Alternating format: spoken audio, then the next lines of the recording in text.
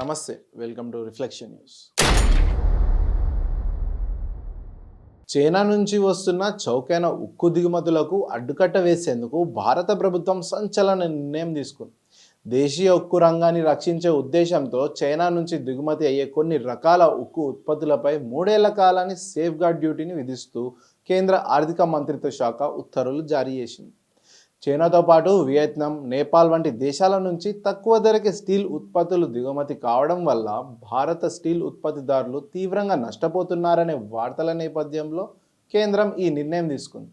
అయితే ఈ అదనపు సుంకాలు దశల వారీగా అమలు కానున్నాయని భారత ప్రభుత్వం మంగళవారం విడుదల చేసిన గెజిట్ నోటిఫికేషన్లో తెలిపింది.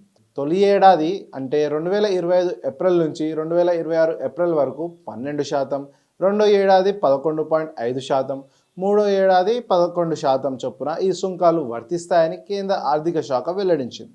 మరి ముఖ్యంగా చైనా, వియత్నాం, నేపాల్ వంటి దేశాల నుండి భారత్లోకి దిగుమతి అవుతున్న చౌక ఉక్కు దిగుమతుల వల్ల దేశీయ తయారీదారులు తీవ్రంగా నష్టపోతున్నారని director general of trade remedies చేసిన సిఫార్సుల మేరకు కేంద్ర ప్రభుత్వం ఈ నిర్ణయం తీసుకుందన్నట్టు.